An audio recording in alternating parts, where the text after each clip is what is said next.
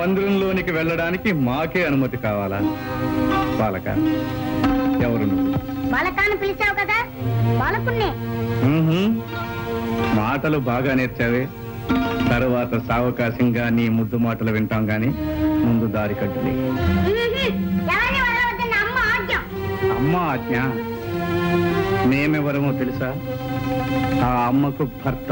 అమ్మకు భర్తవో అమ్మమ్మకో నాకు తెలీదు. అమ్మ మాట అంటే మాటే, లోనికి వెళ్ళడానికి వీల్లేదు. బాలక, ఏమిటి హఠం? పసివాడవని శాంతం వహిస్తూ ఉంటే, పెద్దవాడవని గౌరవిస్తూ ఉంటే నీ ప్రల్లదనం మితిమీరిపోతుంది. నీ అహంకారం మరీ ఎక్కువ అవుతుంది.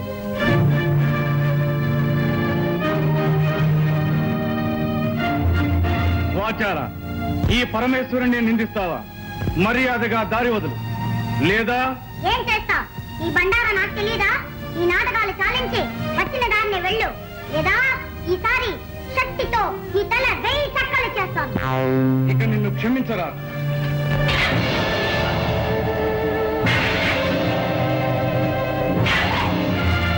బాలక, జై మాతా!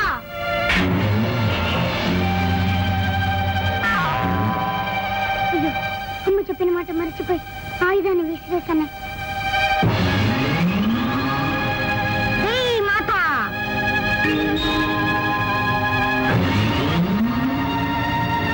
జై మాతా!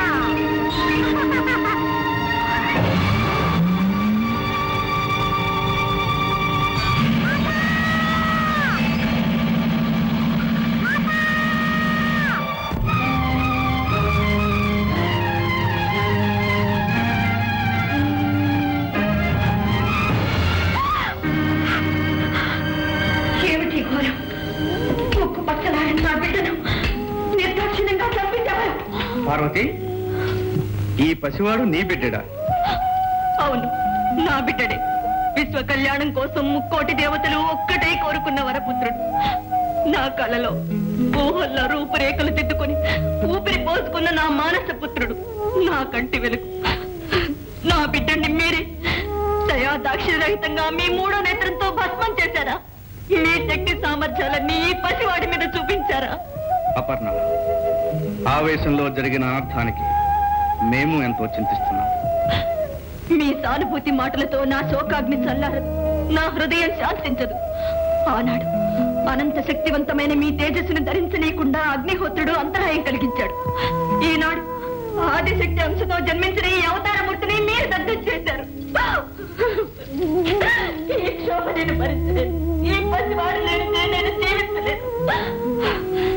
తక్షణం నా బిడ్డని సజీవుని చేయండి, లేదా మీ భవానికి మరణం, ఈ ప్రపంచానికి ప్రళయం. శాంతించు సోదరి, శాంతించు. ఈ పసివాణ్ణి బ్రతికించే భారం మాది. పరమేశ్వర, ఈ విగతమస్తకునికి ఎవరి శిరస్సు తెచ్చి తగిలించాలన్నదే సమస్య. నారాయణ నారాయణ, ఆ అదృష్టం ఎవరి శిరస్సుకు దక్కుతుందో. నువ్వు కోరుకున్నట్టే జరుగుతుంది. ఎల్లప్పుడూ నువ్వు మా సమక్షంలోనే ఉంటావు, మమ్మల్ని చూస్తూ ఉంటావు. అంతేకాదు, ఈనాటి నుండి మాకు నీపై గల వాత్సల్యానికి చిహ్నంగా గజ చర్మాన్ని ధరించి కృత్తివాసుడనే పేరుతో పిలువబడతాం. నంది, భృంగి, మీరు వెళ్ళి ఎవరైతే ఉత్తర దిశను తలబెట్టి శయనిస్తూ ఉంటారో వారి శిరస్సు ఖండించి తీసుకురండి. వెళ్ళండి. ఉత్తరపు దిక్కున తలపెట్టి పడుకున్న ప్రాణి లేవగాని ఏ దిక్కు చూస్తుంది? దక్షిణం, అంటే యమస్థానం. మృత్యువును చేరుగా చూస్తుందన్నమాట.